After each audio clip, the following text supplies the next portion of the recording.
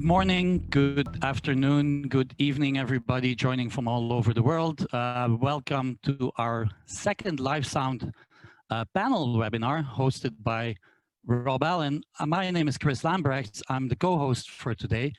And before I hand it over to Robb, I want to make sure that everybody understands a couple of household ground rules, some basic things that we agree on. So chat is going to be disabled. Video for the participants is going to be disabled as well as audio. We do have a Q&A section, which you will find in the menu of the Zoom application, and you can use that Q&A to type any questions you like.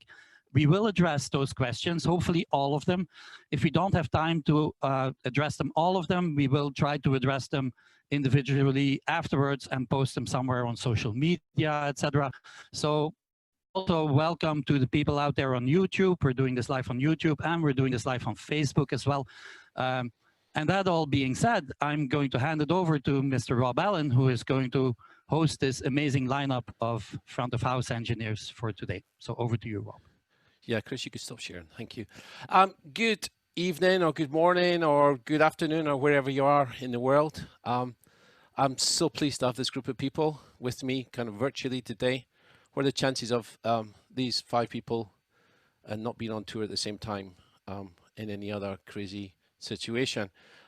Elephant in the room, that's where we're at. That's where the whole world is at. That's something that our industry is facing. So let's introduce the panel, find out where they're at and what they're up to. So let's start with our American colleagues. Sully, where are you based geographically at the moment? And how are you filling in the time while the world's sick?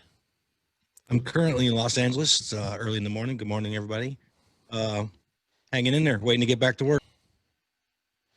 Mr. Scovill, I know where you are. You're in Phoenix, in your beautiful studio. Yeah, Scottsdale here, where it's just slightly hotter than the surface of the sun. So, but it's all going good here. Yeah, just diving into webinar land and kind of meeting everybody online these days. That's for sure. I think you're busier than ever, right? Honestly, I'm busier than I've been in the last 6 months. So, yeah, a lot to do here. Very focused. Chris Mathers, Madden, where are you and what are you up to? Afternoon. I'm sat in my little room at home, my little work room at home studio, and in the Shires in Bedfordshire in the UK. And it's all very quiet. I seem to have been in this building for an awful long time. Yeah. But we're safe, and hopefully everyone else is. So that's it. We're just sat here. Nice, Jim. I can see where you are. You've got I know you're a big gardening man, so you sat in front of your garden. Secret location somewhere in Oxfordshire. Yeah. But yeah, that's where I've been for most of the last few weeks. That's nice. Close as you can get to getting out of the house. So yeah, it's coming on. So let's start with you, since you're the last one up to. I introduced. So we're in lockdown. There's a whole bunch of stuff happening. We're not making concerts anymore. We're not making theatre shows. It interests me greatly. Everybody's opinions on where we're going. Where's our industry going, Jim? Are we gonna do more streaming? Are we gonna just do little gigs? What's happening? You got any ideas while you're doing the gardening? Well, the one idea I've got is that I'm probably sharing the feeling with a lot of people that I don't particularly fancy standing in the middle of a crowd of 15, 20, 80, 100,000 people at the moment, especially somewhere where there's not particularly great hygiene facilities. And I was amazed it took them as long as it did to call off things like Glastonbury and Coachella and stuff like that, because when it was all kind of black clouds looming on the horizon, I was thinking to myself, wow, surely we're not going to be doing festivals if that's what's going on. And they did eventually call them off. But now that that's happened, I mean, with the way that everybody is at the moment, I don't know how long it's going to be before people feel comfortable about getting back together in those sorts of numbers. So I guess that we'll have to find, because everybody does, don't they? The artists, the record companies, everybody needs to find a way of making things kind of carry on. Yeah. So, yeah. So, Sully, I know that you were a little bit involved in streaming, right? Have you been thinking about streaming? Is that something that you're kind of working up towards? Not by choice. I'm just doing it out of necessity, really. You know, there's not a lot to be had out there for work. So I'm just doing what's necessary, really, and trying to actually push some people. You know, talking to friends of mine that work at Live Nation, and we're trying to brainstorm and find ways to actually get gigs accomplished. Like right now, we're working on doing graduations with, you know, drive-through graduations, basically, with the whole thing streamed or transmitted via FM. Like if cars all pull up in parking lots, we're currently in the phase of trying to figure it out, and streaming or broadcasting FM transmission. Lots of unorthodox things for us. So yeah. Sure. Hey, Robert, I don't know what you think about it. I mean, we're speaking a lot as an industry now about how, you know, are we going to stream? Is that a thing? I don't know about you, but for me, streaming a concert is not the same, right? It's not the same as being in a huge group of people. I don't know where you stand on that. It's definitely not. I mean, there's nothing community. There's nothing visceral about it. You know, I don't think streaming will ever, quote unquote, replace live performances. That's just there's too human of an element in a live performance. Yeah. But, you know, I got a couple of insights here that I want people to think about. You know, as an industry, certainly I don't think I've ever seen us as vulnerable as we are right now, because, you know, we've spent the last 20 or 30 years essentially stripping revenue out of record sales. You know, people, I mean, unquestionably turned to concerts, artists I'm talking, for their revenue. Yeah. And now that's gone. So, I mean, it's really vulnerable right now. How are they going to now, even if we talk streaming, how are they then going to revenue make money on streaming now? I mean, it would be really trite to start to try charge money for it in this situation. How are we going to generate revenue for that going forward? Because I think it's going to stick with us. My take on it, you and I have talked about this before. Sure. I think streaming is with us for the long haul now. I think it's going to be a part of every concert going forward, regardless of what size it is.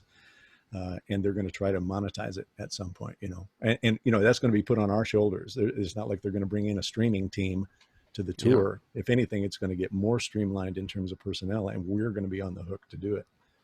Yeah, and I feel for the young musicians coming through, right? Because, totally, you know, that, totally. I mean, we've talked about this in the past, that whole kind of apprenticeship where you do the small gigs and you do the bigger gigs, and then you get the support tour, and then you get your record deal. And so, you know, those younger bands, they're not making money from records anymore. Now they're not making any money from concerts. So, wow, it's tough out there. Yeah, but you know what? That's what I mean when I say, you know, we're so vulnerable right now. Who knows where this is going to go? You know, I think overall, though, I would say this. I'll speak only for America here, but I got to believe it's similar in other places. I just don't think American society is emotionally ready to let concerts start to happen in big numbers before they're going to let sports happen. I mean, if concerts get in front of football or baseball, things like that here, this country would lose its mind, you know, absolutely lose its mind. I think that's the kind of, they will be simultaneous, right? That would seem to me to be a kind of parallel. I don't know if you guys have seen it, and I don't want to riff on this forever, but, you know, they've opened up baseball in Korea now. And I was talking to Mike Abbott the other day, who's a big guy here in post-production and film works and sports broadcasting. And they were talking about, you know, because they've opened it up in Korea, but they only allow about 1,000, maybe 2,000 people into the stadium, dramatically spaced out. Yeah. And he said the broadcast of it is just the weirdest thing you have ever heard or seen in your life. It's just the most bizarre sounding and looking thing, you know. So it'll be interesting.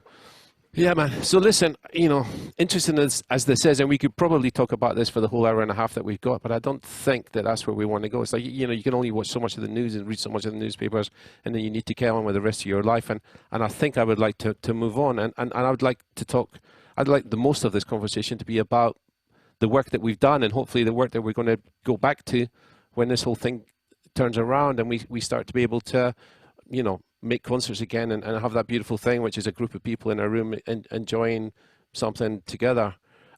So the first area I want to talk about with you guys is the preparation for a tour, okay? So you get a phone call, you've negotiated your enormous salaries in the case of all you guys, right, obviously. And so you're going to start the tour. Mr. Madden, what's the first thing you do? Do you reference the albums? The album that they've just made? Do you speak to the producer? Walk me through your process. Yeah, I'd listen to historic show recordings if that's something was going to be relevant. If historic songs were going to be in the upcoming set list, sure, or possibly in the set list, as much of it as possible. And then, of course, if there's a new record which hasn't yet been performed, I'd listen to that. But then it would be a lot of conversations with some with the artist, but more so in my case with the ND, about what they want to achieve with it. And generally speaking, the people I work with want to achieve a finished product which is relative to the band that's on stage. So I'm not trying to reproduce the record. Right. The connection between the record and the band, they make that. I just have to try and, make it look like it sounds and sound like it looks.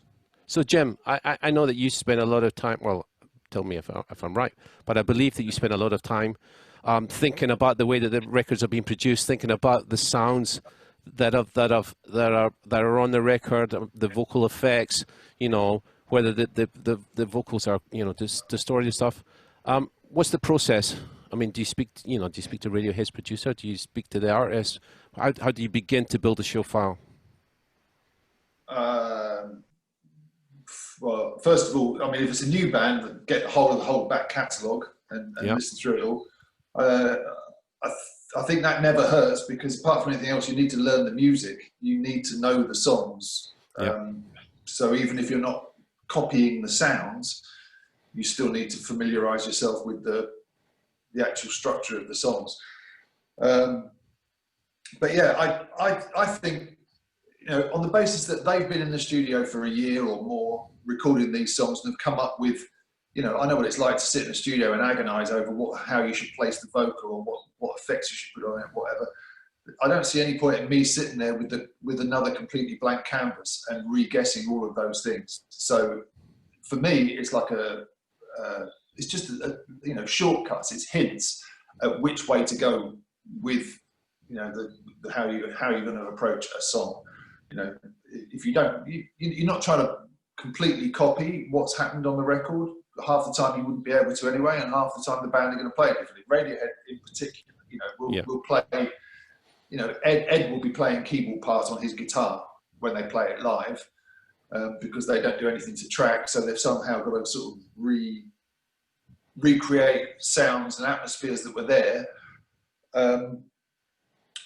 without necessarily having the instruments available to do that on stage. So, but again, he's looking to get the flavour of the keyboards that are there, or some sort of atmospheric thing, and I'm just making myself aware. Then of course you get into rehearsals and find out who's actually making which noise. Sometimes that changes halfway through.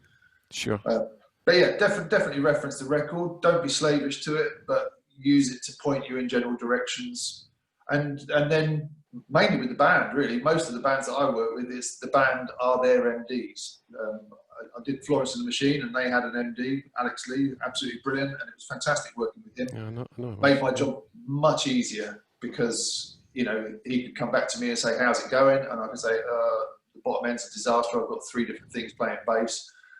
And he would go through and would sort out what was on track, and he'd maybe sort of get somebody to stop playing the left hand of the piano, and we'd clean it up that way, rather than me having to just deal with what's being thrown at me and make executive decisions that, all right, I'm going to roll the bottom end off the piano because I can't deal with it.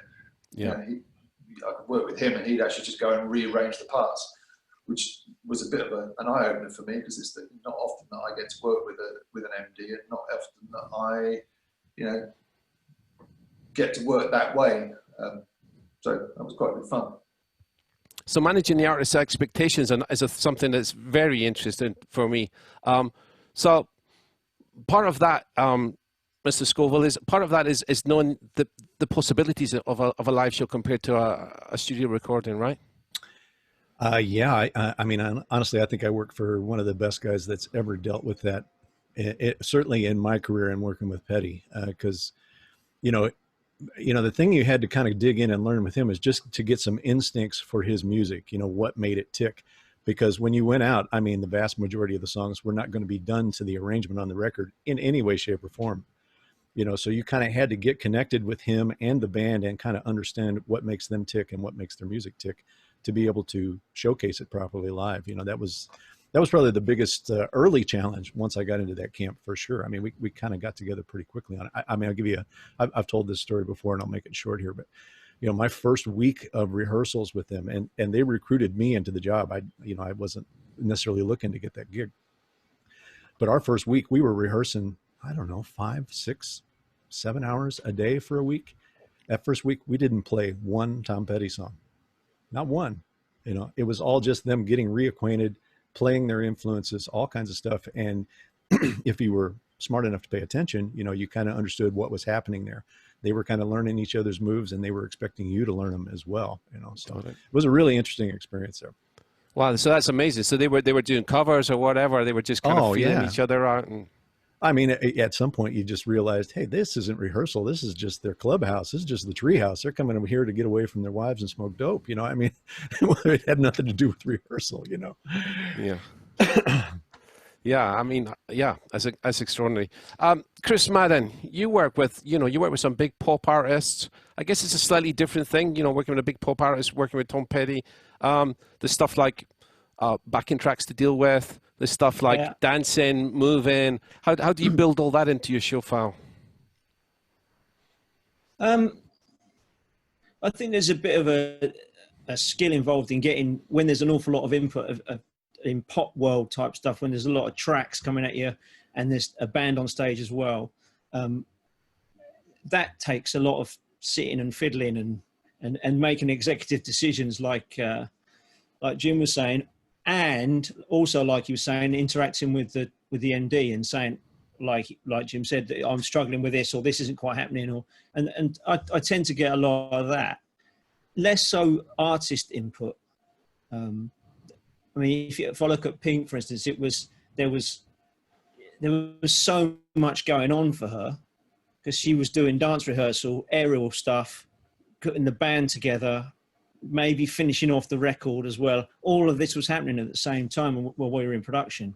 Her involved. The conversations I had with her were about the headset mic that we had made for her, that was custom built, and the fact that she refused to have tracks. So there were backing tracks running, but there was no vocal safety net with her ever. In fact, anyone I've done has had that. So they sing live. So even though she's flying around on a trapeze and stuff, and she's upside singing down. Yeah. If she's upside down in front of the PA on a headset mic, she's singing. On the first tour, when she did the trapeze act above the stage and with a circus catcher, and she jumped and was caught in. She had a safety on, but it was a circus big top trapeze thing she was doing with a headset singing. It was remarkable, and there was a couple of times when I said, "Look, this is a bit of a risky one here. Can we, what happens if this happens, or what happens if that you're doing something really exaggerating here? What happens if you lose the mic or something? If it gets knocked off?" She says, "It goes quiet. Well, that's the mic cool. falls off." That's a kind of authentic response from an artist, isn't it? And if you get that kind of authentic response and you go, well, if it goes wrong, it's not your fault. It'll go quiet. There's not, then you can live with that, right? We all know where we are. Yeah, we all know where we are in that situation. We know what the deal is. Yeah. That's what she wants to portray is that. And that was kind of the only. I mean, she trusted that we'd all got her back in every department. So she let me get on with doing the show, and management were happy, and everyone else was happy, and her MD, Paul Merkovich, was happy. Nice. And then it's a similar situation with Anastacia. It's slightly different. There's no flying about, but there are still a couple of dancers, and there's also that thing with Pink did it, and A does it as well. If she can't sing and dance, if she can't dance those moves and sing that line, then they're changing the dance. Okay, that's good. The choreography is changing. Hey, Rob, I'm back. So Sean Sullivan, thank you so much for, I don't know where you went, but thank you for getting yourself back in here. Very brave. And we were just talking about dealing with the artist, dealing with the record compared to the live show, and I think you do with that a lot, right? Like Rihanna. Do you speak to Beck about what reverb you used on Rihanna on a record or something? How does that work? It's really the artist dependent. Some artists are all about it, and Beck is one of those artists that's very on point with his sound and how it goes. Sure. And he's not necessarily the most forgiving with the knowledge. You kind of got to go find it, which I do. I get management involved and get in touch with everybody that's worked on a record. And in Beck's case, it's, sometimes it's 50 people that have worked on a record, and we email back and forth and get as much, of the details, whether it's plugins or analog signal chains and photos of gear and settings. And, we go really deep to get it as accurate as possible. Of course, with the platform we use, you can use what you have, and you kind of got to reverse engineer some things, or you take out lots of analog gear and you make it work. You get everything together as much as you can and try to recreate what they're after. Some artists, Rihanna, that woman's very busy, and she's got clothing lines and perfume lines and this and that. So there's not much interacting with her about that. And management kind of just leave it up to you. And as long as you give them what they expect, they leave you alone. So it's really situation dependent. Sure. Cool. So listen, I'm going to move on a little bit. I'd like to talk about, workflows. I'm going to ask you guys this.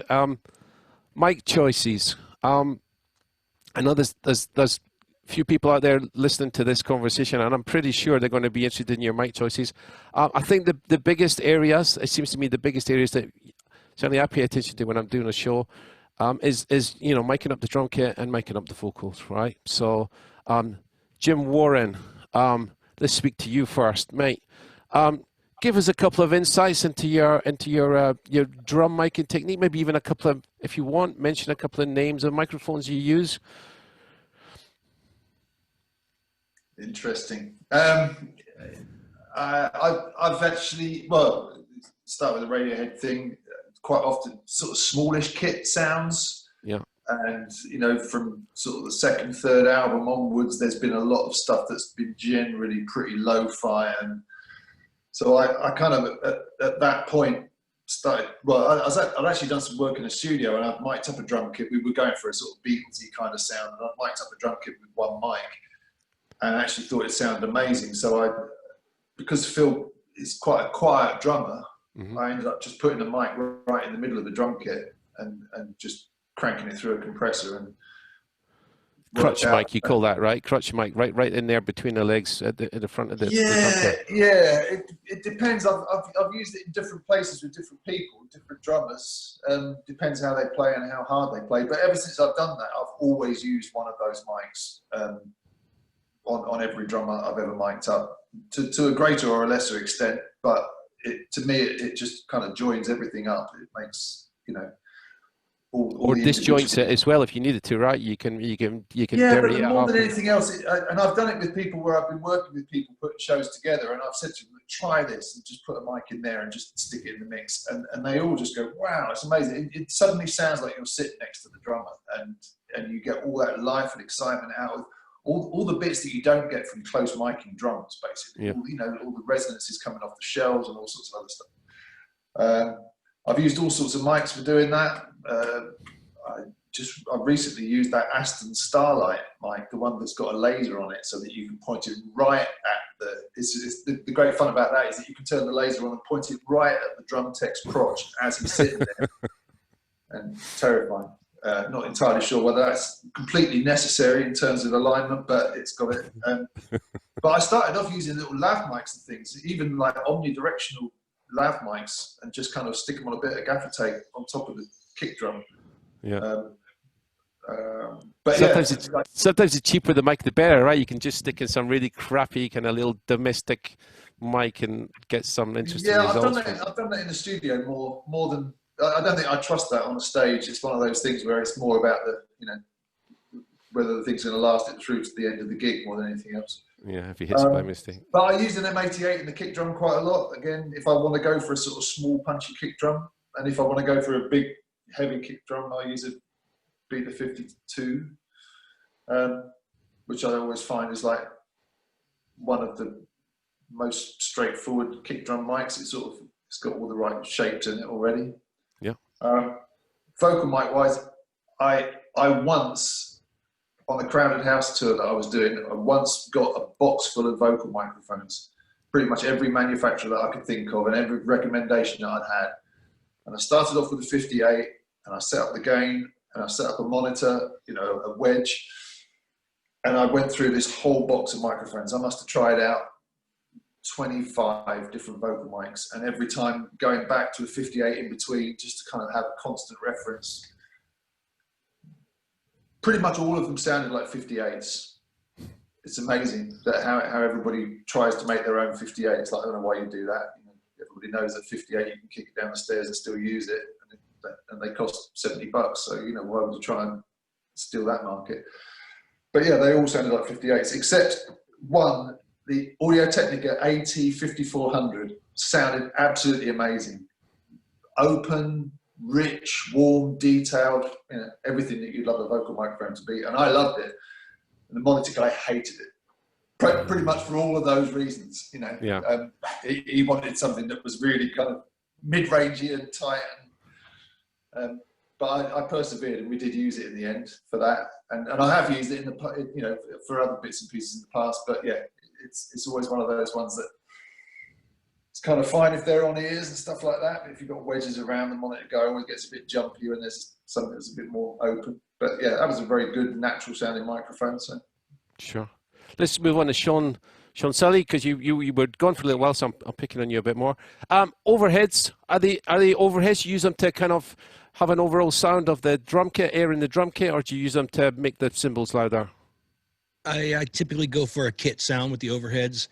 I like microphones that I can kind of get away with murder on, and you know, it's hard to do in a live environment with the PA in the room and loud backline and drum subs around everybody. And sometimes your typical studio condenser mics are the worst mic for that situation. You have a quiet drummer not playing very loud. And you know, I had the pleasure of mixing Joey Warnaker for years with Beck and Nora Jones and Adams for Peace, a couple of bands that he's been in. And you know, he's a quiet drummer. He doesn't play very loud. Amazing sounding, you know, by not being a heavy drummer. But using wide open studio condenser mics was kind of a problem with him, because you just picked up so much other stuff on stage, and you ended up having to high pass them up at 400 or 500 hertz to try to keep from feeding back. And I went to Toby Francis turned me on to the Heil PR30s, and I went to Dynamics for overheads, and I could pretty much get away with murder with those microphones, because they were, you know, they're typical cardioid microphones, but they were very particular. What you pointed them at is what you heard, and you could compress them like you would overheads to get a kit sound, and you could leave the high pass at 80 hertz instead of 400 hertz and just get a really nice, good, even round kit sound. And the cymbals sound natural. I feel like a lot of times when I get close to cymbals, they start getting a little obnoxious sounding, and then I start wanting to do all kinds of crazy, weird things with EQ and to try to get rid of, you know, resonances and this and that. And so I like the mics a little farther away and to be able to get away with what I want to get away with. And Dynamics help with that a lot sometimes. You know, if it's a heavy, loud drummer, then you can kind of do what you want with whatever mic you want to pick. And usually that'll be a condenser style. You know, Neumann 184s is my other go-to for that. Currently on Rage Against the Machine, that's what I'm using for Brady. He's a good heavy hitter, and I can get away with what I need to on that because he plays loud. So really just depends on the situation, like most things with this game. Yeah, sure. I mean, I'm asking you in terms of, you know, a general idea, a kind of go-to position. Obviously, you make a decision every day, right? So, Robert Scovill, do you spend some time in the production rehearsals making decisions about microphones? You try out different microphones? If the situation allows for it, sure. I mean, you know, as Sully just kind of alluded to, it's always situational. You're always going to, if you have the time to do it, great. I noticed, I know for me, that was one of the biggest advantages of virtual Soundcheck, was that I could track, you know, when the band's in playing, I could track multiple microphone choices, and then offline go back and A/B and see what's working the best in terms of blends, mixes of this guitar to that guitar, et cetera. And honestly, I'll let you in on one here. I mean, through doing that, I discovered a couple of incredible microphones, and I kind of swear by them now. It's by this company called Tull, T-U-L. I don't know if you guys are aware of them, but it's recording engineer and producer Kevin Shirley has teamed up with this company to make these microphones, and they make a C12 copy, a FET 47 copy, and they make a mic that is meant to mic distorted guitar. It's kind of a 57, but it's very specialized. And man, I'm telling you, they are off the chain great. I've been completely blown away by them. So I use the C12 copies as an overhead. They make a fantastic snare mic that is really good at keeping hi-hat out of the snare. So if you haven't looked into them, Take a look. TUL. Check them out. That's a great South tip. Africa. They come from South Africa, Awesome. which I think is where Kevin comes from. You listen to his records, you get a sense of what kind of sounds you're going to get. I mean, it's very, very cool. Sure. Chris Madden, what's your, obviously headset mics and stuff like that? Is that hard work? How does that work with, regular drum kits? And that was a tricky period. We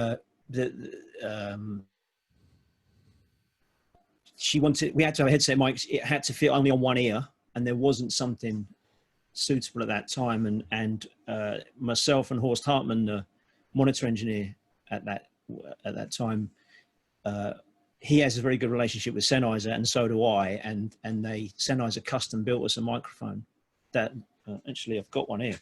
I can grab it. So they custom built us a microphone that wrapped round her ear.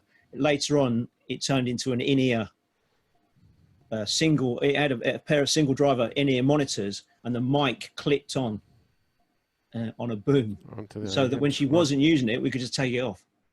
But the first one, I've got one down there. It was a battle, you have to fight with it a lot to try and stop it from I'll just grab it, hang on. Come back to you on that one.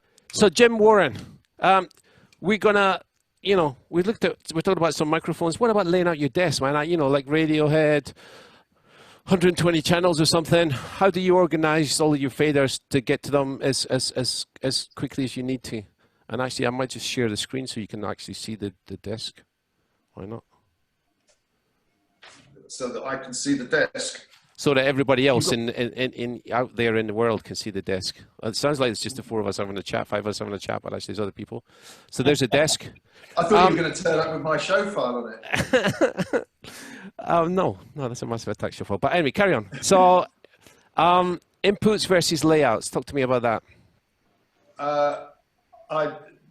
Layouts for me were something that I've been waiting for a long time. When on the old venue console, I layered everything up in vertical layers and used backsafes religiously so that I could pop the things that I needed up into,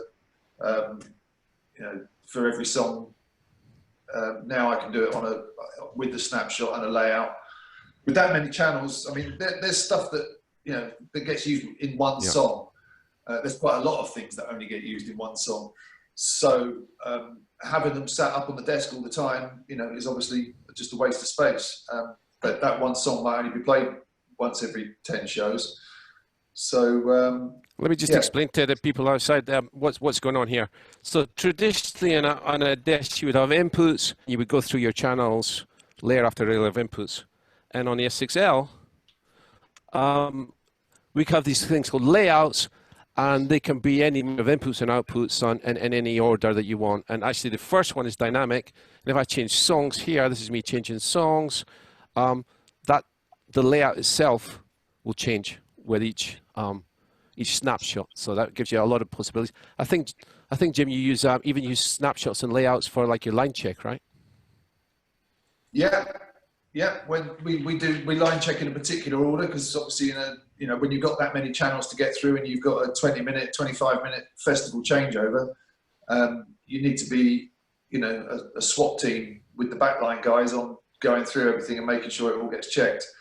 So that doesn't necessarily mean doing all the drum channels at once, because we'll do one set of drums, then we'll do 3 or 4 other things while the drum tech moves from the drum riser to the other drum riser.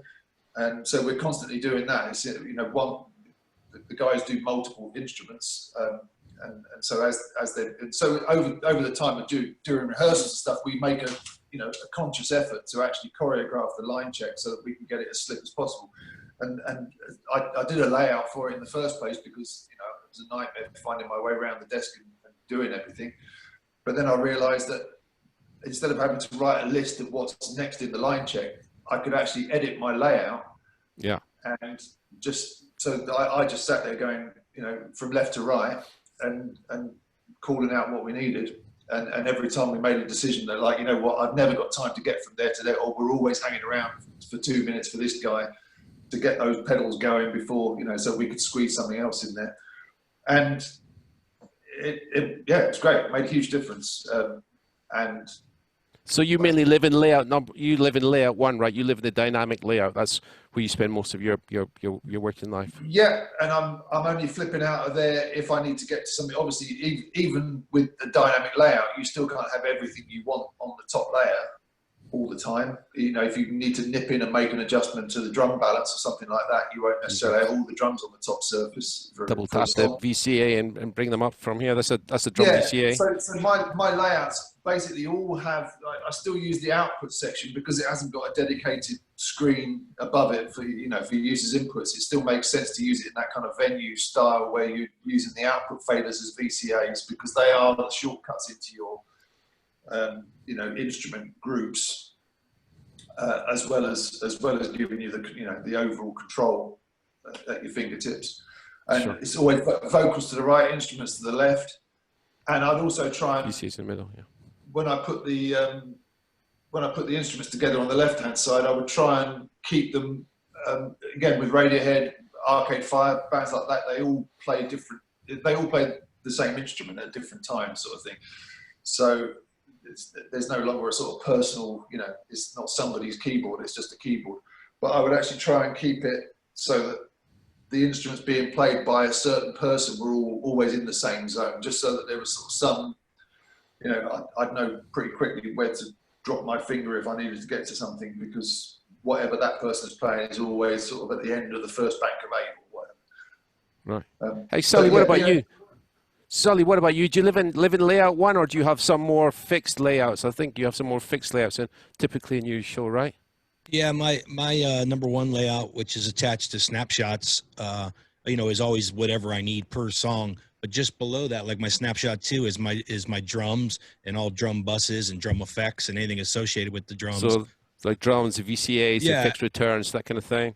Yeah, I mean, and you of course could do this with spill of your VCA. There's many ways to get to it, but by having specific layouts for, and I typically do it by player or by tech. So like if a tech has got some bass and some guitars, I'll put all his stuff on one layout. So for line checks, I can just click on that tab and any talkbacks that are related to him.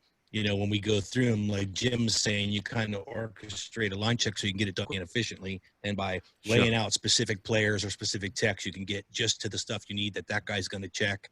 And then, you go right back to your number 1 layout for the snapshot, whether it be, like I have a layout just for tuning the PA, which has all my output matrices, my pink noise source, my stereo bus, my walk-in music. You can get very specific with layouts and do it exactly how you need for that specific moment, whether it be the snapshot or, hey, I just want to do this right now. And you click on that snapshot or that layout tab, and there you have what you need to get to. And makes it really, really easy to get around the desk instead of looking for things and remembering where you put them. You just bring them to you. You just bring them right to the top, and there they are.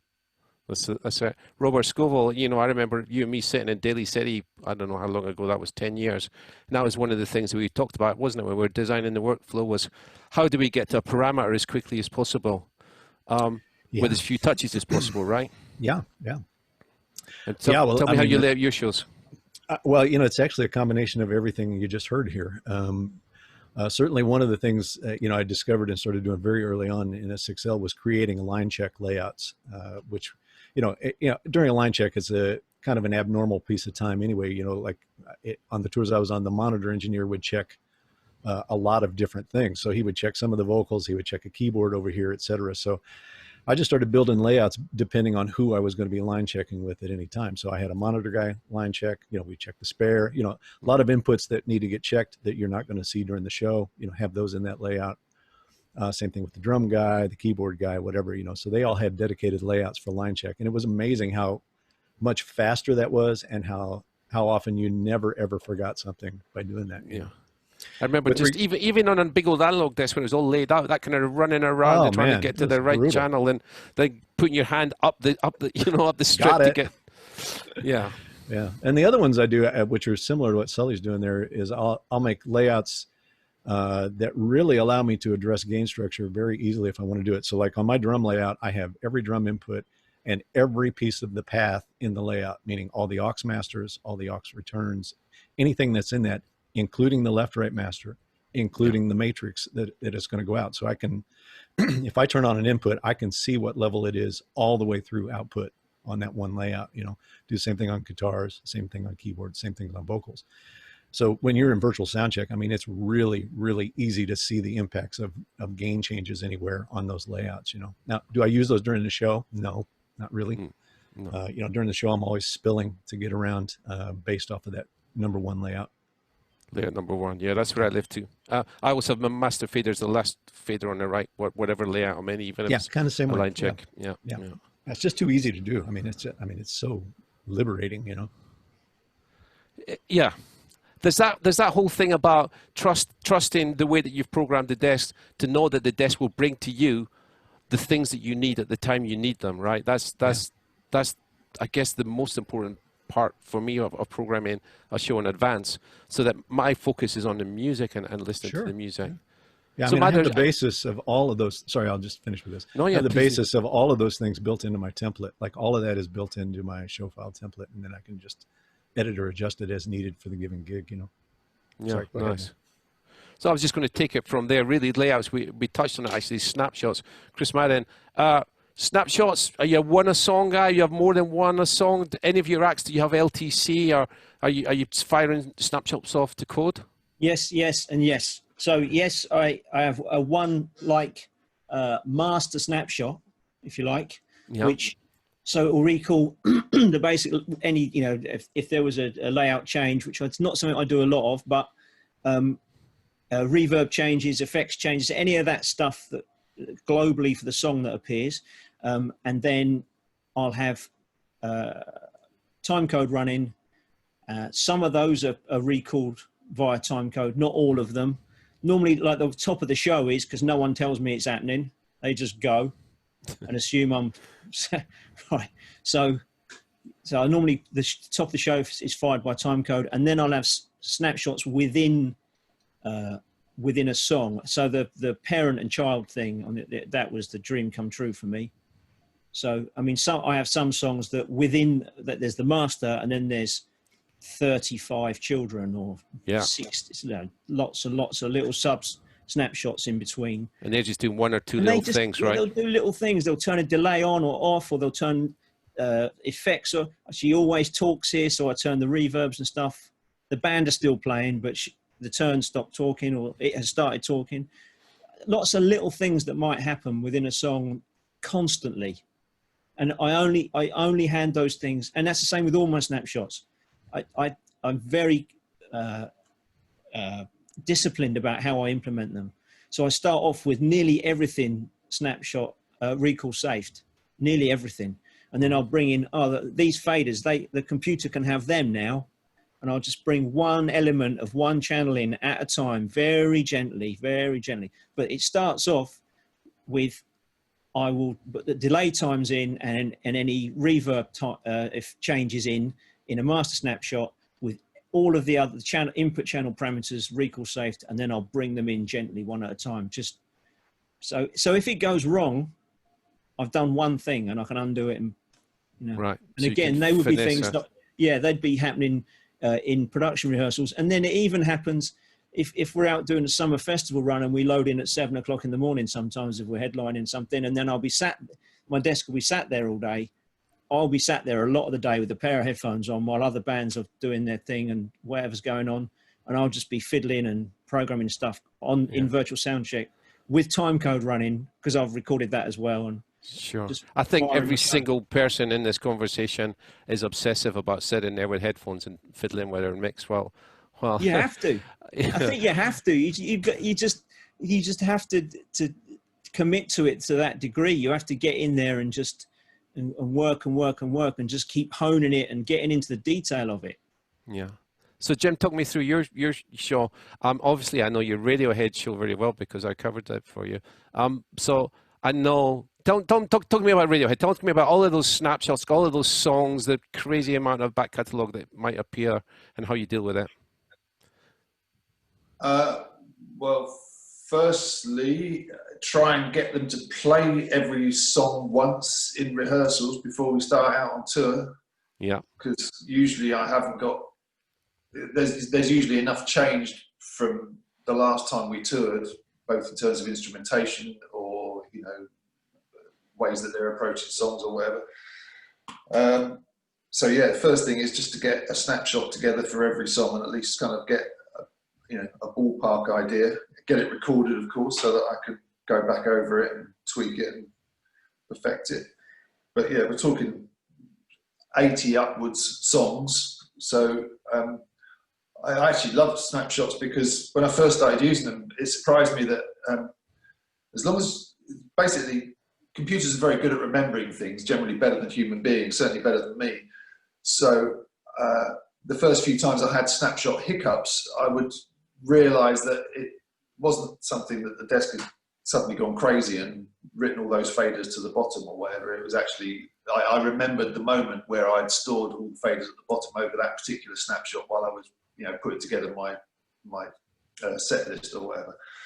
So with a lot of different songs, especially when you're working with a new band, the snapshot, I always find, especially now that there's layouts as well, you recall a snapshot from a song that you haven't played for 6 weeks since you did it in rehearsals, and it pops up in front of you and you look at it and think, oh yeah, I remember now, you know, because you see which instruments it's got in it, the ones that you put in the layout, and there's kind of general shape of things, and sometimes it can actually help as a little reminder. Oh yeah, this is the one with the little bell in it. Yeah, I remember now when the layout comes up. Yeah, absolutely.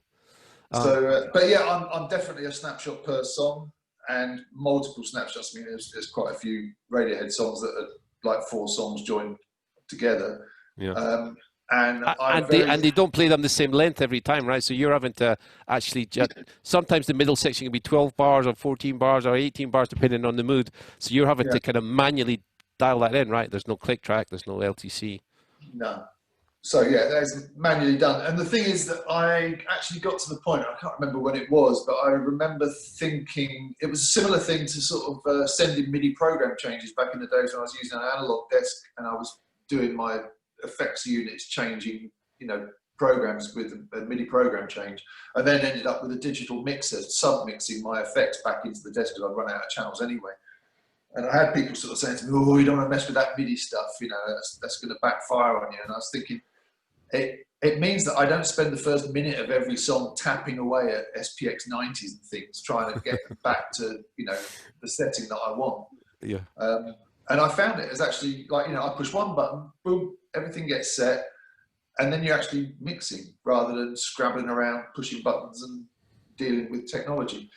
And I realized that, you know, if I got to a point where there was sort of a big change in a song where you needed to crossfade a few things and, you know, do a sort of a change of mood, it was far easier to program it up as a snapshot change and press one button. Yeah. Having worked that in virtual Soundcheck over and over and over again and worked out what the crossfade time should be to just make that transition really smooth. And then all you've got to remember is, you know, what your beat count is to hit that button and watch that all to sort of sail under, you know, without, well, not under your fingers, but, you know, do it itself.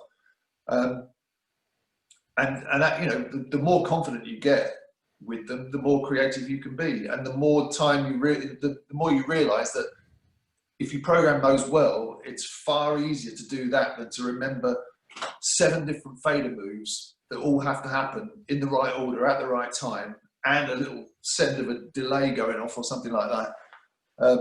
You know, you can, if you automate all that into just a snapshot and have it all done automatically, you can become surprisingly consistent.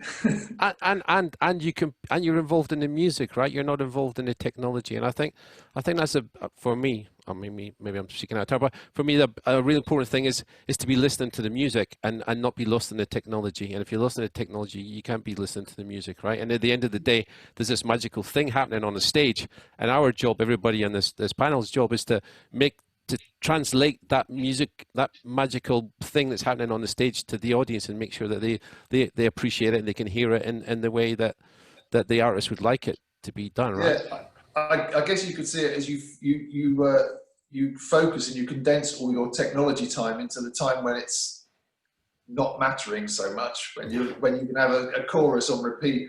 I always find it's that thing. It's like, you know, when the 2 sections change, you know, it goes into the rain down section of Paranoid Android, and there's this big mood change. So I'll just be 8 bars in front and 8 bars behind that, and just loop round and round it, and just go over and over those 2 snapshots, and just sort of until that whole transition becomes really smooth. Yeah. So like, yeah, is it on the 4 beat on bar 16, or is it on the 1 beat on bar 17? That's, you know, it's those kind of details, isn't it? So I mean, it depends what musicians have to remember. It's not that difficult. It's just like, it's the sort of musicality that I can deal with, of like knowing, oh yeah, I have to hit that button on the 3 of that bar before it, so that it's got time to crossfade by the time that happens. I can just about get my head around that sort of stuff rather than play a lead guitar solo or something. Yeah. But yeah, you're up to your ears in the technology at that point, but you're sort of investing all that time so that when you actually come to mixing the show, you are more kind of, you know, in the moment, and not having to deal with that. Which you know, again, with a lot of the stuff on this console, I find it actually makes it easier for me to do that, layouts and all that sort of stuff. You know, you spend less time scrabbling around looking for things. You just, you know, you have stuff sat in front of you, and just get on with doing what you should be doing, which is listening to the music and making little fine adjustments that make it work on the night. Nice. Sully, talk to me. You probably mix the wider range of artists than anybody I know. I think, you know, I first saw you mixing Norah Jones. You're doing big rock shows. You're doing big pop shows. I guess, do you have a kind of a way of working with snapshots, or do you just do it on artist per artist? You know, if the show's a time code show, I'll lock everything to time code. The Rihanna, Shania Twain, those are all LTC shows, and, you know, lights and lasers and pyro, everything is completely locked to time code. And there's so many, you know, it's like a Broadway production. You know, they're so elaborate and things are so detailed. Like, and I have, you know, the task of making sure the vocal is perfect all night, which is this really dynamic thing. You know, the singer's moving the microphone from their face, and, you know, that's a challenge just to keep up with that. So the stuff that I know is going to happen exactly the same every night, I'm programming it and I'm setting up a snapshot for it. And if LTC can control it for me, you know, there's this reverb for this many bars in this song and this snare, and then it changes to this one, or it goes dry. You know, you can get really elaborate with snapshots, and you don't have to think about them once you do them offline in virtual Soundcheck. And you know the show, because the show's locked to time code, you know it's very similar throughout the whole tour. You just have to deal with the change in the building, which that's mostly done with the PA anyways. Yeah. And you just lock it all up and keep it the same. And then you can concentrate on that vocal being perfect all night long, which is such a changing thing. You know, the singer's a little sick today, or they stayed up partying last night, or whatever. You know, there's so many variables to that part of it that you really need to spend your time concentrating on that. And if you're staring at your console looking for your next move and doing this, you kind of, you know, you can look at mixing like you got $1 to spend on this song, and if you spend 90 cents looking for that reverb you got to mute, you only got 10 cents left to make the, you know, the vocal work all night. And so you got to manage your money really carefully, and if snapshots can do that management for you, then you got the buck left to deal with the vocal, which is what most people are, you know, when they come to the show, if they can't hear the vocal, or it's just, you know, it's not clear, or you know, something about it they don't like, they don't care if your snare reverb's perfect that whole song. You know, they're more worried about what they came to hear, the lyrics to the song. And, you know, so that stuff's very important. And I even go as far as with shows that don't have time code to use timers, like event timers in the console. Perfect example on one of the Rage songs is it starts with a very mellow, like, build up on the toms, and I load the snapshot with the tom gates off, and I load the snapshot by a metering of the drums. So when the meter of the subgroup comes to a certain level, the snapshot recalls. Even though I've already recalled the snapshot manually, when the drum meters come up to a certain point, it recalls that snapshot. That way my timer to remute those gates happens automatically, and I don't have to think about it. It's you know, it happens perfectly in time, and I know it's in time because I've checked with virtual Soundcheck. I've checked the 9 times they've played this song at rehearsal, and I know that it's 24 seconds of this buildup every single time. So I can set that timer to turn those gates back on for me exactly when they need to, and then I'm just mixing the song, and I'm not worried about, like, did I turn those gates back on? And you know, you can get really wild with events and timers on this desk, even without a time code show. I actually think about you. If somebody said to me, who's the guy that uses events the most? Actually, yours is always the name that pops up into my mind. So, talking about events. So events for people at home is a little bit of programming. You can do a little bit of micro programming within the desk. So something will happen. That's the trigger, and then the action will be something else. So it might be the one example you just use is meter above, and then it records a snapshot, right? Tell us a couple of your some of the funky events that you do. Some of the extra programming stuff you do. I've seen a lot of it on Facebook. One of the funnest events that I like is, I think Chris, you use this as well, is, you can set a clock to recall a snapshot for you. And I do the same thing Chris does, where 6:29 or whatever, you got the stage manager and the production manager and the promoter rep standing in front of the house wondering when walking music's going to start, and you're off in the bus having a nap or in catering, and at 6:30 or whenever you program it, that scene unmutes, and here comes your walking music, and no one's even at front of house, So there's lots of ways to be keen with this console, with events and timers and there's so many different things between button presses and meters at a certain level. If you want to see, here's the list of my current events in my show. It's like, there's guitar events, bass events, drum events, vocal events, utility events. I even have light bar events. So I've programmed faders to control the lights on the console. So if we go to a ballad, or something really slow, and I just want the console lights to go off for this one song, I can program those as well. It's like, you can get really deep with this desk. And guitar solos. If I have a widener plug-in on my, like the Haas effect on a rhythm guitar thing, but in the solo, I just want it back to mono and in your face. When I push the VCA, it bypasses that widener plug-in. And, all I did was move the VCA and the plug-in went off. It's unbelievable. It's attention to detail, right? And I think I'm picking this up from everybody. We're all kind of quite obsessive about detail, and we have the ability, with the modern technology, with the SXL in particular, to just kind of just go into the finest details and just get that little incremental improvement here and there, right? Yeah, people ask me a lot, like, what would you say is the hardest thing about mixing live sound? And it's, it's, for one, we don't get the time to get really detailed like we do in a studio. So if you're offline with virtual Soundcheck and programming things and using events to do things for you that you can't physically do, you need more hands to do this really well, to make these shows sound like records. They don't go to studio and throw up faders and a half hour later go, okay, ship it. They spend months working on records. And here we are with live sound now, that since virtual Soundcheck has come around, that we have that ability to get that detailed and do the things that it takes to be really good at this, And if you have a digital console with the capability of recording and virtual Soundchecking, and you're not virtual Soundchecking, you're missing out. Like, it's just such a game changer to have this at your in your toolbox and sure. Get that deep and that detailed. It's unbelievable. We're talking about virtual Soundchecks. I guess I've got to speak to Robert Scovill. In many ways, the inventor of the virtual Soundcheck, the godfather. The godfather, the fairy godmother of the virtual Soundcheck. Fairy godmother. Busted, yeah. First off, thanks for that. It's changed all of our lives. Just explain to the folks out in the world what a virtual Soundcheck is, and as quickly as possible as we can move on. Right. Well, I mean, virtual Soundcheck is really nothing more than recording your artist playing, and hopefully at the show dynamic, which is the most important piece of it. And then bringing it back into the console in a way that you can work exactly as if the band was there at the console level, for sure. So yeah, I sat here kind of marveling, just listening to everything that everybody's doing there. And I'm thinking, if we didn't have virtual Soundcheck, it would just completely nullify the use of any of those things. You would never attempt to do those things either in a Soundcheck or in a show. Yeah. You just wouldn't. I mean, if you were going to do it, it would take you 2 or 3 months of the tour to get it all ironed out, because you never have sources in the console unless somebody's sitting up there playing, So, and sound checks around at the show level, analog, blah, blah, blah. You just wouldn't do it. Back in the analog day, you would be good.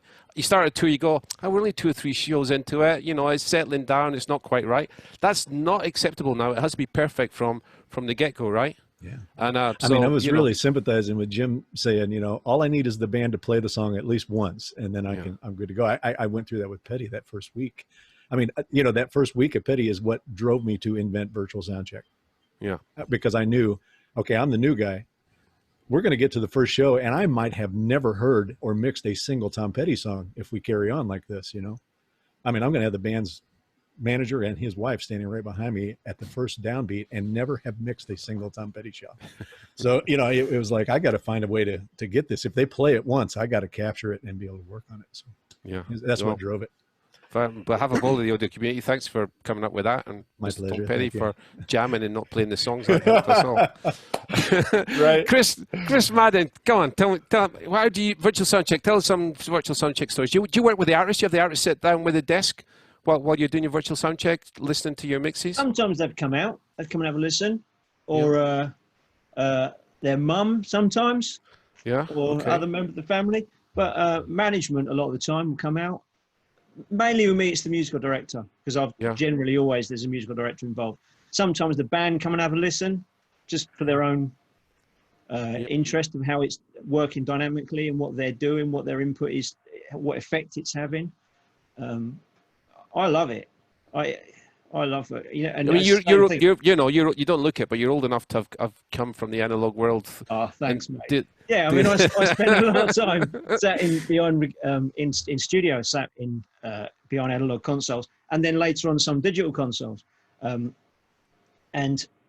then when I've transitioned into live sound, which would be about 2000, the year 2000, it was generally on analog consoles, and so my mindset is that.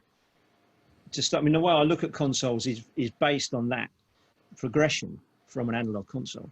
But and there's still things I do now that come from that. My vocal channel's always in the same place, like it was on a 24-track tape machine. It was always on 17. Things are always in the same place. We're creatures of habit, and so that aspect of it, and that ability to like the other guys said, just sit and develop stuff on your own, having only heard the song once. And I even with an MD and the rest of it, that is sometimes the case, where they'll suddenly go in a sound check at a festival. I want to do this song, and the band play it. Great, that's it. That's what we'll do. Well, I've never heard it before. It's also archiving, right? I remember doing Coldplay many years ago, 2006 or something. And so I've done a few live albums which have come from that. Yeah, you'd have to be in record even during the jam sessions, even if somebody was just tinkling about on the stage, because the question would come, could you give me, 4 days ago when we were in Santiago, Chile, I was having a little fiddle on the piano. Could you just chop that out and send it to me as a WAV file, please? Because I think that might be a song. So it's also increased our workload as well, Tawai, right? Yeah, because the expectation is once they realize that you can do it, the band and the artist, the management and everyone else assumes it's happening all the time, and that you've got this massive library of multi-tracks. And, sometimes, I mean, this is recording at 96K, and if we're doing 80 inputs or more, that is a lot of data to store all the time and to keep on top of and remember where it all is. And like you say, when they come and I did this a week last Tuesday, can you remember when I did those scenarios? But then there's also that I've ended up like I said, I've made about 4 live albums for artists that I've recorded from using the system and then mixed back here afterwards. And you have to keep notes during the show of, oh, that was a great solo, or the crowd were great, or this was great, and you end up with, I mean, I've got hundreds of shows, hundreds, disc drive after drive after drive, and in a secret location, heavily security, right? Yeah. Listen, I've been having so much fun just chatting with my mates. I haven't taken any questions from the crowd. So sorry, Chris Lambrex, are you still out there? Has there been any Q&A stuff? How's it going? Are people been firing in questions? Yeah, absolutely. There's been a lot of questions. We can address them now if you want. I think we're about on the hour now, 5 minutes over the hour. So yeah, let's do a quick give us a couple of questions before we fire through the next section. I'll select some. Let's see. Here we go. templates. Here's an interesting question. Can we talk about using templates versus building a show from scratch? Any opinion on that? I mean, let's make it a quick fire round. I think that's a Robert Scovill question. Yep. I know for a Okay. fact that he's a big on the templates.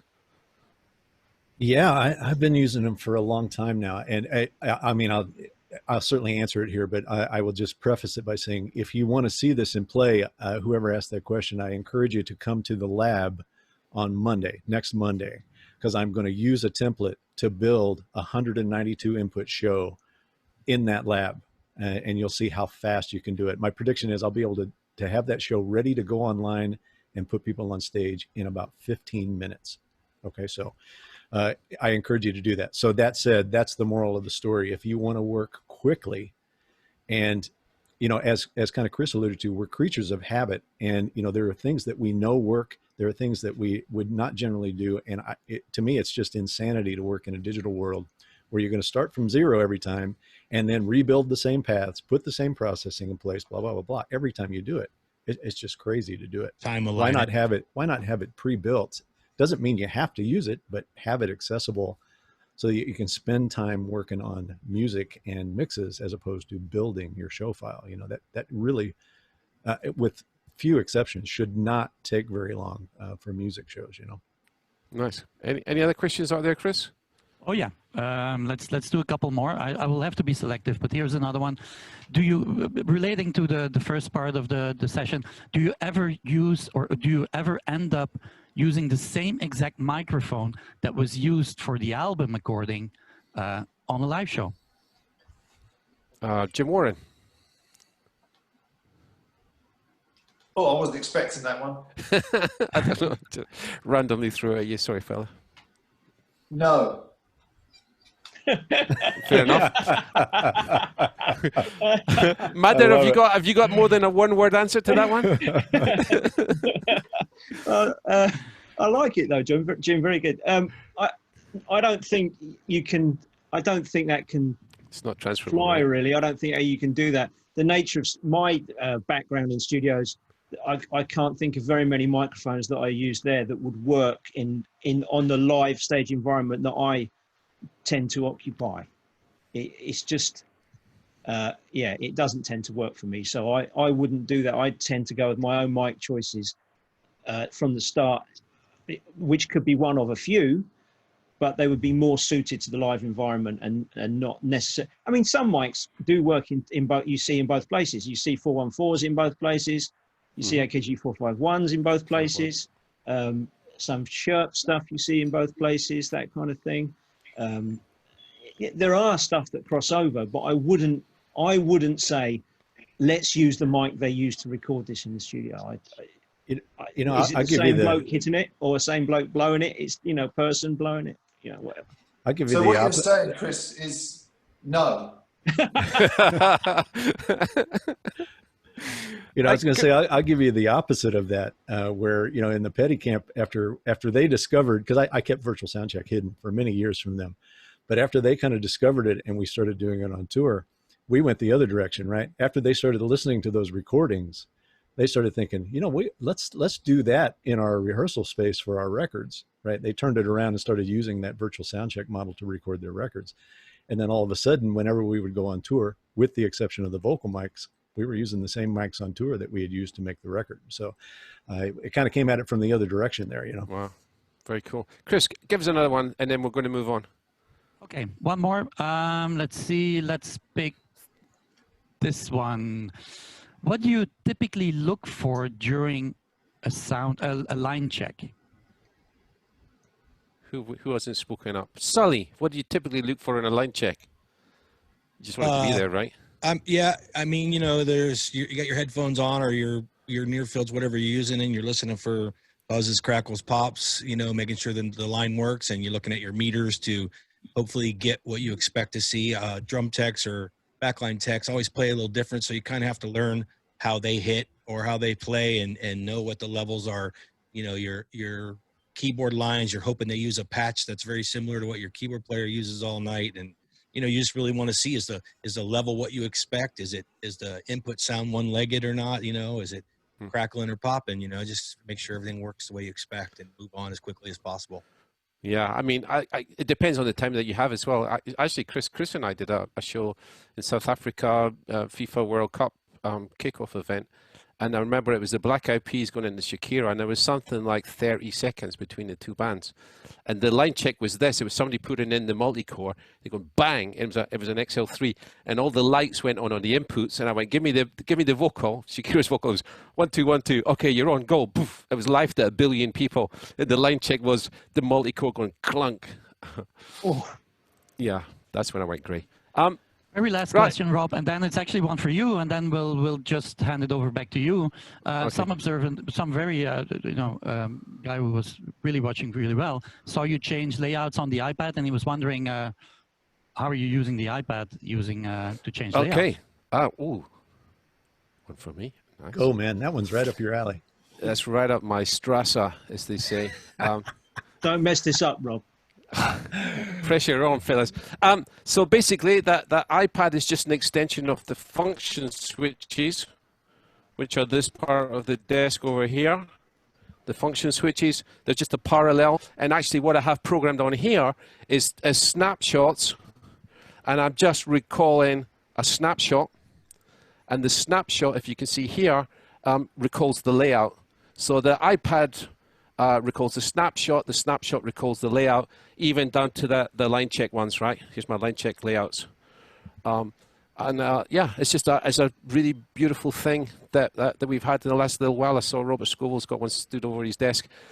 You can see that I'm getting old and I'm getting a little bit blinder. So sometimes I can't read that layout very well. So these got nice big fat switches over here to touch. Big fat rolly fingers. Yeah. Okay, I'm going to stop sharing. Thanks for that.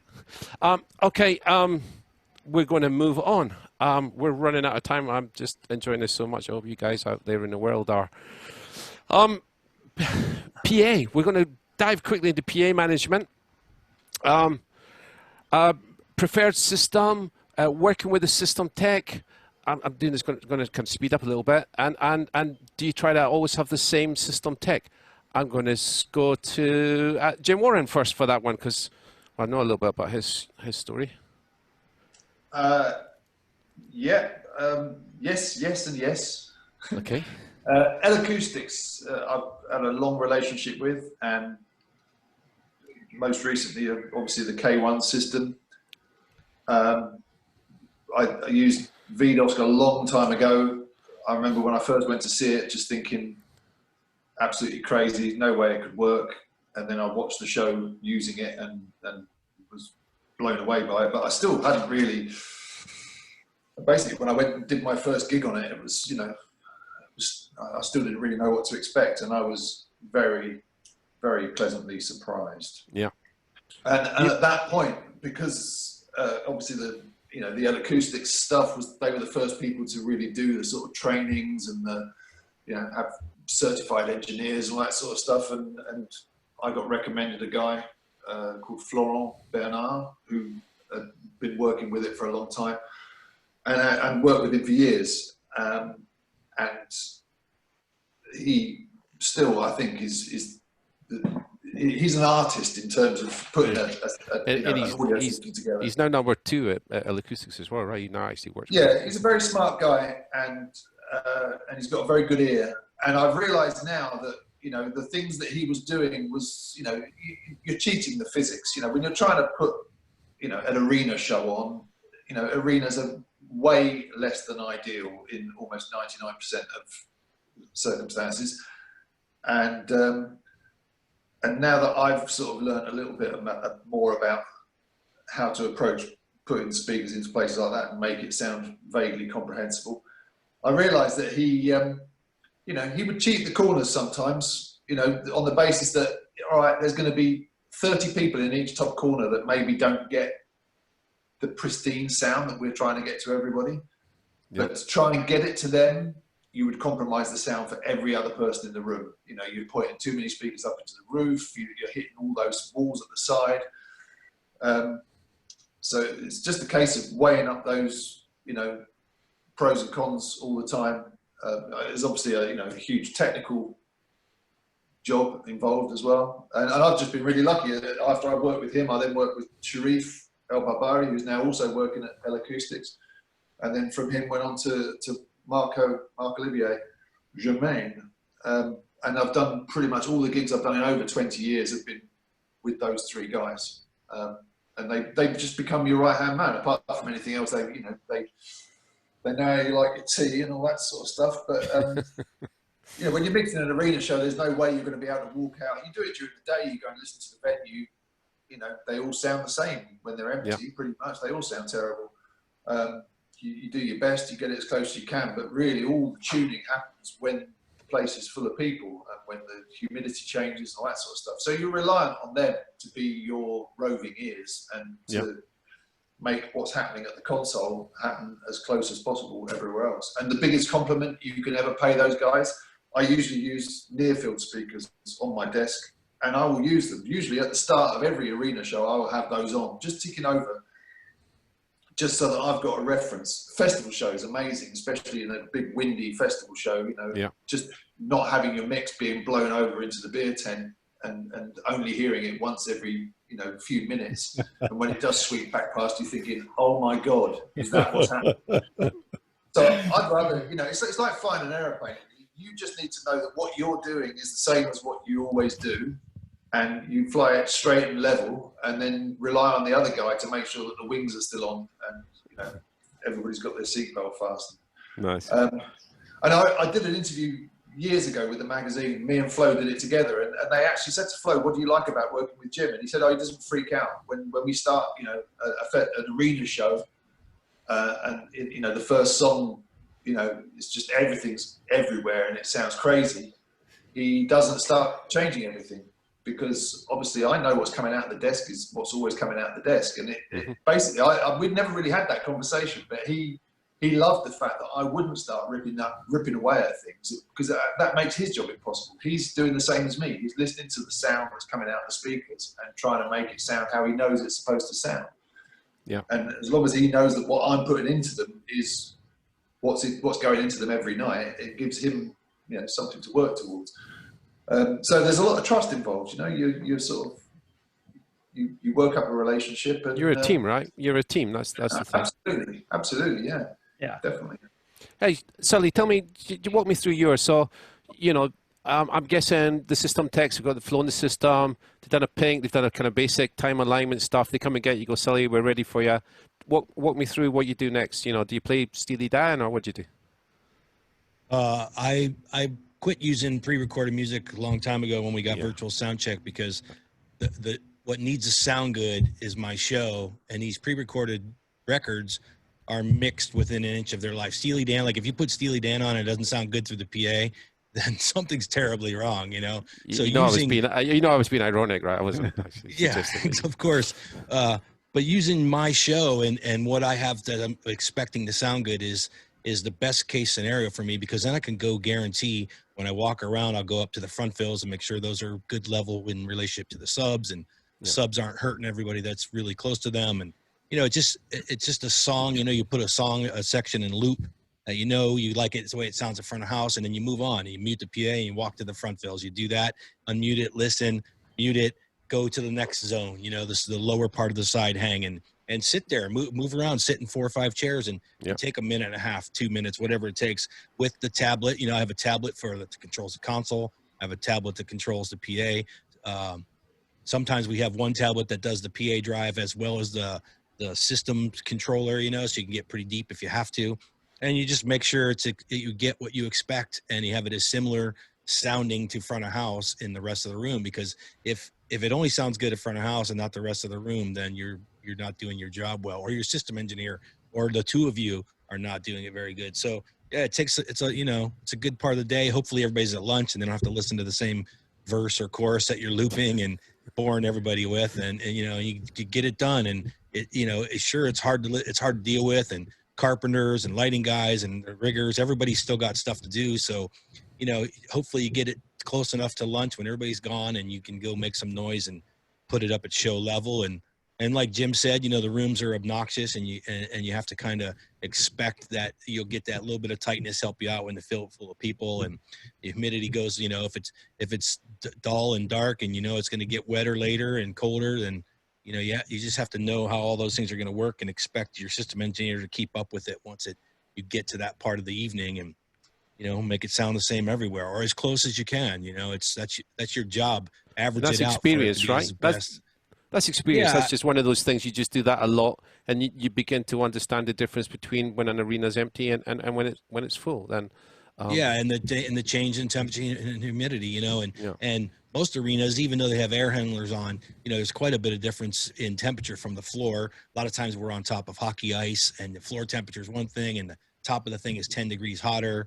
And so, you know, having a good system engineer and having a PA that's capable of being adjusted for temperature and humidity is, you know, it's a game changer. It's almost as big of a game changer as virtual sound checking was. You know, the PA's cone speaker technology really hasn't changed since the beginning of time, but the way we control and manipulate it and, you know, get it into the room accurately just gets better and better every year. And system engineers get smarter every year. And, you know, your connection with the system engineer was like Jim saying, you kind of don't even talk about this stuff. You guys know what each other expects. And when you get to that part of the day, you know that your mix is going to get to everybody the way it should, because the system guy's covering you. You don't even have to talk to him about it. Just handled, done, and done well. That's it. Mathers, you know, this is the thing, right? You know, as Sully was saying, the more the technology improves, the better the speakers get, the better our workflow gets, the more accurate we are, the more the audience expects perfection, right, in every part of the room. And I saw you mix Sade in an arena; it just sounded just drop dead gorgeous. And you know how you know that quiet voice, beautiful voice. How do you tune your mix to the room? How do you make that thing happen? It's easy sitting in here with really good like local monitors, but you go into an arena with that big reverb. What are the tricks? I don't know that there's any specific tricks. I mean, a lot of that again was back down to virtual Soundcheck. Thanks, Rob. Because I sat, you know, we rehearsed the band, and I recorded and sat in the studio and honed it, and then we went into production, and same virtual Soundcheck, but just try and get it.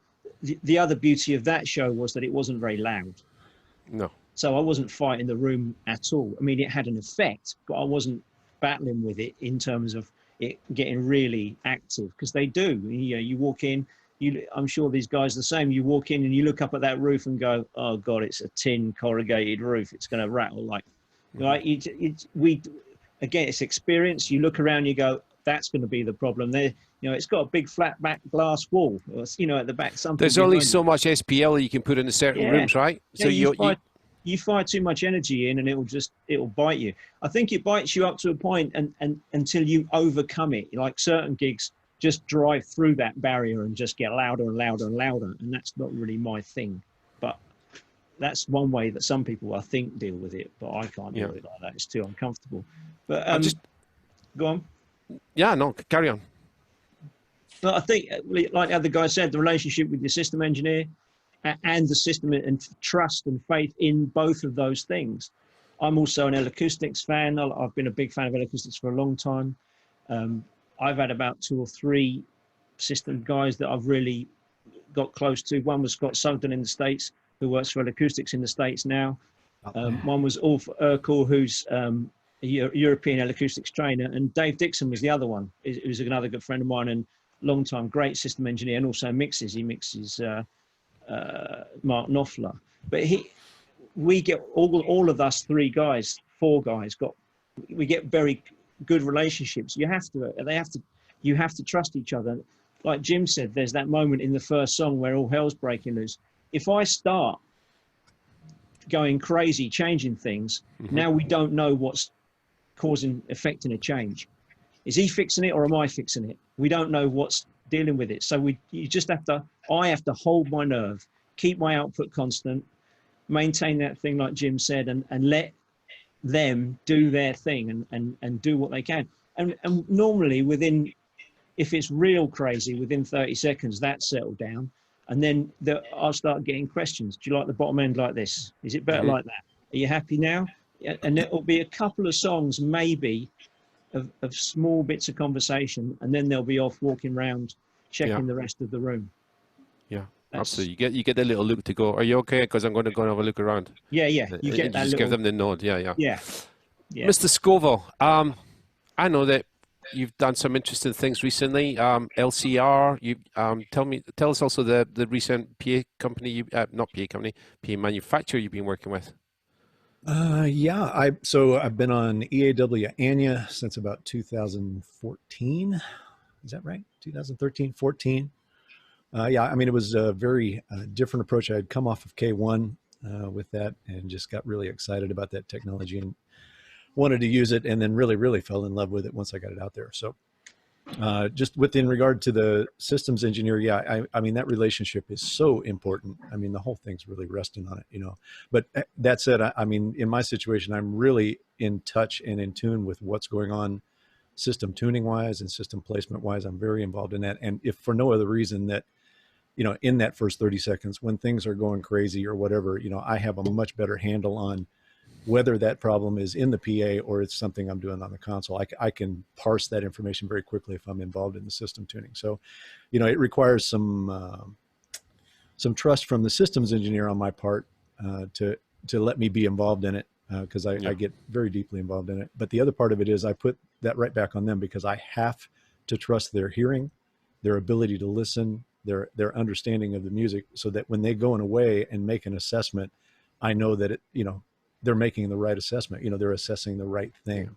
You know, you it's got not to just trust that your they don't mix, like right? the music. Yeah, they got to understand what I'm going for mix wise as well. So, yeah. So listen, I can't believe it, but we're running out of time. I just wanted to, unbelievable. I've just actually forgotten that there was anybody else listening. Jim Warren, one last question on this while we're still here.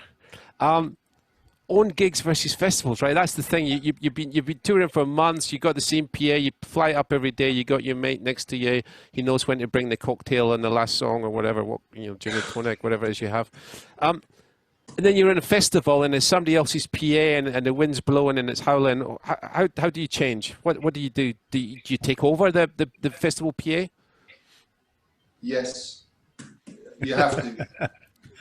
I, you know, sometimes you get there and it's great, but I've several times been, and this was something that happened very early on with Marco, and Marco was, you know, still learning the ropes at that point, and we went to a festival. It was the third day of a festival, and he started running smart and doing some measurements, and he just turned around and looked at me and went, "It's crazy, you know, it's tragic. There's so much wrong." Yeah. And I said to him, well, you know, we need to tell them. He's like, it's the third day of a festival. You know, it's all been set up and so if it's wrong, it's wrong. You know, just and it took a lot of time and diplomacy, but they eventually kind of admitted that they had made some pretty serious mistakes in their setting up of the PA, and they, you know, tweaked it and rearranged it, and then we did our show. But it's and I said to Marco afterwards, you know, you got to, you know, that's your gig. You need to be, you know, you need to have the courage of your convictions. If you look at it and you think it's tragically wrong, you know, we need to sort it out. And yeah, it's trusting your ears, right? It's not going. It's not the guy's going, oh, I smarted it out and it's all perfect. Look at this display on my computer. It's perfect. You've got to trust your ears and go, actually, no, there's something actually wrong because my ears are telling me that. It's not unusual to turn up to the third day of a festival and find out that somebody blown the mids out on one side, you know, the night before, upping it out 110, you know, dBA, and, you know, blown the mids out of 4 cabinets that are in the middle of the array. So you only hear it if you stand in a particular place. But yeah, I mean, we always, well, having said that, sometimes those situations are pretty chaotic. You know, I have carried consoles through muddy fields while other bands are playing and all that sort of stuff. You don't necessarily always have the time to do the things that you want to do. Mm-hmm. But you know, if we are there, and quite often when you're in the festival runs, you're getting in at 6 o'clock in the morning so that you can, you know, get all your stuff loaded in and do your, you know, sound checks and line checks, whatever, before the actual festival day starts.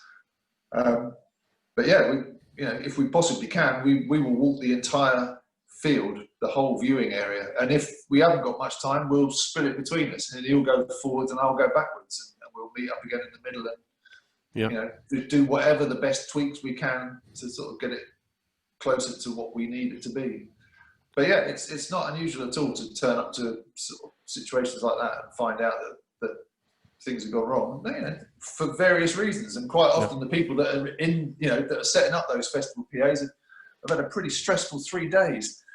And, you know, and so is the PA system. So there's all manner of things that can go wrong in between, and you turn up with a fresh pair of ears and having had a bit of sleep. So you have to be sympathetic towards them, but at the same time, you know, treat them nicely. They usually end up putting things the way you like them to be. Yeah. Excellent. So we're running out of question. We're running out of time. I'm going to ask one question. I saw it in the Q&A. It pops up at the bottom of my screen. Okay, I've got one question. I'm going to ask it to each of you in turn. What is it that makes a good front of house engineer?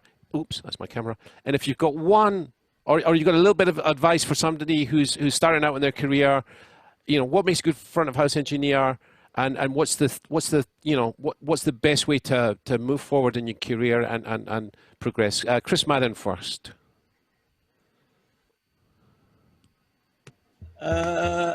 What makes it good? I think you need to be. There's lots of different angles to it. It's not just about being able to mix a show. I think in terms of mixing a show, you've got to have an angle. You've got to have your thing, if you like. I think shows need. I'm sure Jim's shows sound like Jim's shows, and Rob's shows sound like Rob's shows. We've got an angle. We're creatures of habit, like was mentioned earlier. I've got my target for it.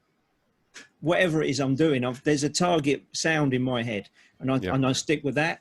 I think you also need to be someone that people want to spend time with and hang out with. And you know, you've done it, Rob. You live in each other's pockets. You've got to get on with people. You've got to be someone that wants to be part of a team, and be someone that you want to live on a bus with for months on end, and be able to communicate with people in a sensible way, and not start shouting and screaming and getting all worked up about stuff. There's, you know, sometimes it's not all about you. There's other things, you know, decisions are made for financial reasons sometimes, for visual reasons sometimes that you don't agree with or don't like. And what you have to do is find a way around it. You have to be a solutions guy. Nice. A solutions guy. Robert Scovill, words of wisdom from you, please. I think probably the one trait that I think the most successful front of house guys I've ever seen have is calm. They have a sense of calm about them, and that drives confidence around them, right? I mean, if they're freaking out, then everybody's freaking out, you know, so they have to have the ability to calmly go about their job and do it. And when you're calm, you're also listening better, right? So that would be the one trait I think that is probably underlying most. In terms of people getting into the business, my suggestion to people is learn to study music as much as you learn to study technology. You got to have both of those things. Mixing is a listening skill. It is not a technical skill. So you've got to understand what makes music tick. Otherwise, you know, like I've said it before, I can teach a monkey to route signals. I can't teach him to understand why this music needs to sound this way. You know, that's the sensitivity that needs to be there. Cool. Thank you for that, Rob. Jim Warren. Very calm man in front of the house, by the way. I do think that's important. When you said that, I thought, that's very true. It's a pressure situation, no doubt about it. I mean, there are times when it's less than ideal. And, you know, you have got 20, 80, 100,000 people, and they all know where the sound man lives. And they never really want to talk to you much unless there's something going wrong. Mm-hmm. So you need to be calm. You need to be musical. I think that the thing is, I don't think you necessarily have to be a great musician, but I think you need to have a musical ear. I've known people who are very, very good technicians and are very technical, but don't have a very good musical ear, and it makes it very difficult to mix, and it also makes it very difficult to communicate with musicians, which of course is a huge part of what we do. So. And other than that, in terms of getting started, just do stuff. Mix your mate's band, mix your own music, buy some gear. These days it's great. You know, you can buy a laptop and a cheap, you know, interface, and you can be doing multi-track recordings, and you can sit there for hours and hours, and you will. And that's brilliant, because you need to know all that stuff like the back of your hand, so that when you are working in a pressure situation, you're not being phased by the technology. So yeah, just do it. Never turn anything down. You learn you'll learn something from every gig you do, somehow or other, even if it's just not to do that gig again. But you know, you'll always be learning. I've known people who've actually turned down gigs because they were like, oh, yeah, it's a bit out of my comfort zone, or you know, it was on that console and I don't know that console. It's like, you never will if you never use it. Yeah. You know, do the gig, learn as you go. You know, if you've got good ears and good communication skills, and you can make something sound good through anything. And after you've done it, you'll know that console. So, you know, it's the only way to sort of move on, is to sort of take on everything and give it your best shot. Just bluff your way through it, and then just eventually get better at bluffing. To some, yes, which is basically what we all do. Yeah. You know, we are a bunch of very good bluffers, I guess, between us now. Anybody that says we haven't done that is lying. Absolutely, absolutely. That's a confidence thing as well. You know, so just go, yeah, you know what? I reckon I can pull that off. I'll give it a go. And once you have pulled it off, you think, oh, you know what? I've got away with that. But yeah, you need that about you. For sure. Good. We're out of time. Sean Sullivan, last word from you. You know the question. Give us your take on it. I think there's two major things other than what's already been discussed about making you good at. I think the first thing is making yourself a fan of the music that you're about to mix. You know, you think about how in depth these fans get with these records. They listen till the end of time. You know, they know these songs so extremely well. They've listened to them a zillion times, and they know the stuff better than anybody. And here you come with an ego going, I got this because I'm good at my job and I can handle it because I know how to mix. You know, you might miss a part, or you're not, you know, you're staring at the console instead of looking up at a percussion player with a triangle in his hand, and you're missing that part, you know? So by making yourself a fan and studying the music, you can get, you know, it becomes second nature to mix it when stuff happens, and you know it's coming because the stuff's ingrained in your head, and you have, you know, no issues to think about what's going on. Or, you know, when a song starts that you don't have a snapshot for, you know exactly, oh, this is that song, because you remember, you've listened to it 100 times. I typically make a playlist of the band's most recent sets. I'll go to Setlist FM and I'll see what they've been doing on tour, and I make a playlist in iTunes and I play it religiously in my car, at home, in the studio, whatever. My kids hate me because they're like, oh God, this band again, you know, and you're listening to this crap and you're like, yeah, I'm prepping for a tour. I'm getting ready, you know. And my second most major thing would be to be good at all facets of this job, which includes being a system engineer. You know, we talk about the importance of having a good relationship with a system engineer. What if you don't have that, your guy that you have a great time with, and that you know knows you by second nature? So, you know, you got to be a good system engineer on your own. If you walk up to, especially in these times, you know, I might be doing club gigs again that I don't get my favorite console and my favorite tech and my system engineer, and I got a PA that needs lots of work. And here I am standing there going, well, I don't know how any of this stuff works. So I guess I'm just going to have a bad day, you know? So you go in there with the knowledge to make things right and make a rig work for you in the way you want it to sound. You can't go wrong. You know, the PA will do what you expect it to do because you've made it do what you expect it to do. So being well versed in all facets of this job makes you a very good sound engineer. You can't just be a good mixer. You got to be good at all of it. You know, think about it. Nobody knew they needed to be a good Pro Tools operator, you know, before virtual Soundcheck came around. Now you got to be a good Pro Tools guy to be good. And now you got to know networks, right? That's the next thing we got to learn. We're all going to learn about networking. Yeah, Dante and all this stuff. AVB, absolutely. So listen, absolutely had such a really nice conversation. I really enjoyed that. I hope everybody did. We've massively run over time. Chris Lambrecht, any final word from you? Thanks, yes, absolutely. Everybody. Thanks, my very good friends, for joining me and Chris on this. And I've really enjoyed it. I hope you guys have as well. Chris. Yes, absolutely. And I think we should allow for at least one more Q&A question, which I think is a really interesting one. And I know some of you guys are actually doing this. And the question goes as follows. Thoughts on I/O sharing? Would you guys actually prefer not to use if you were given the choice? Jim. I don't know if you've even. Yeah, I don't even know if you've done. Have you done gain sharing? Yeah, great question, Rob. Thanks, mate. I don't know. I thought you had. Yeah, I have. I had to share it with Prouder though, so that's a different situation. No, I did as well. It didn't cause me any problems, and it's fine, and it saves space and money and all those other things. So all in all. Actually, when I took over from you and we did the South American tour, Mike Prouder said to me, actually, the most interesting thing about gain sharing, I mean, we did the gain sharing because it was flying everywhere and private jets kind of stuff.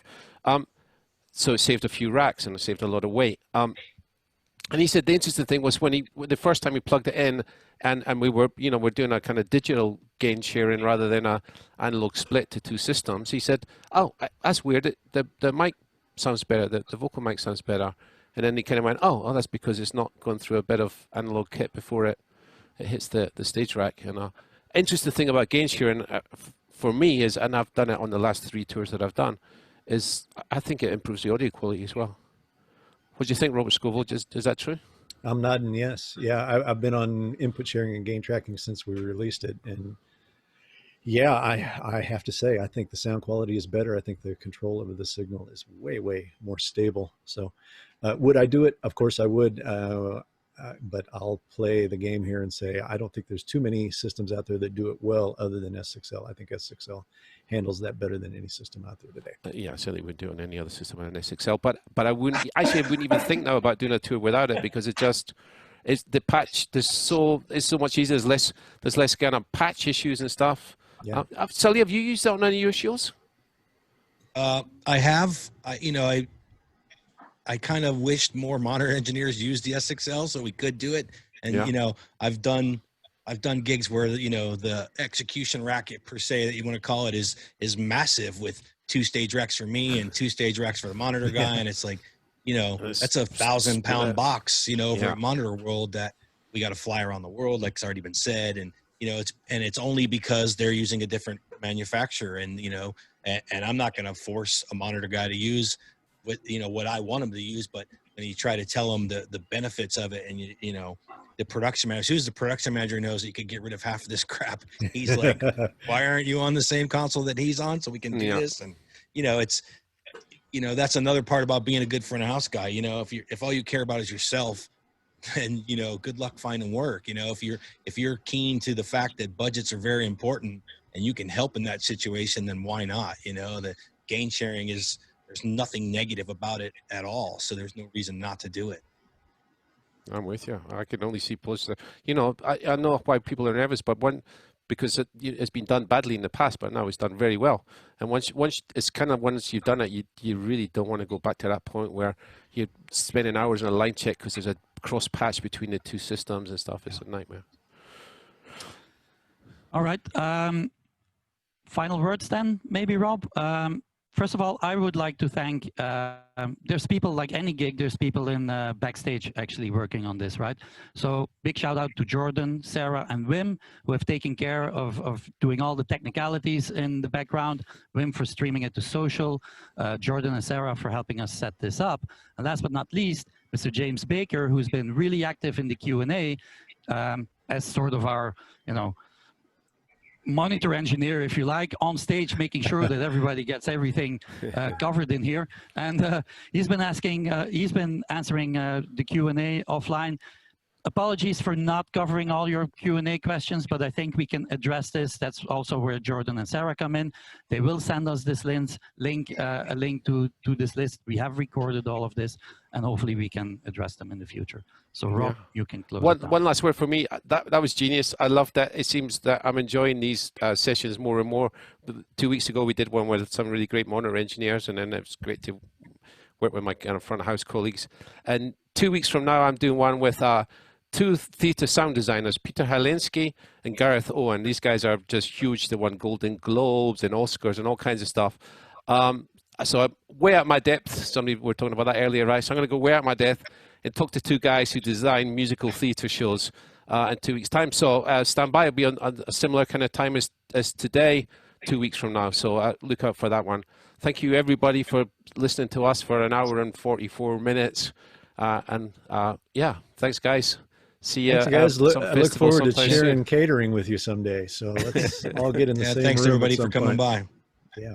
Thanks, Rob. Thanks, Chris. Thanks, guys. Pleasure talking to you all at the same time for once. Great seeing you guys. Yeah. Okay. Bye, everybody. Thanks a lot for coming.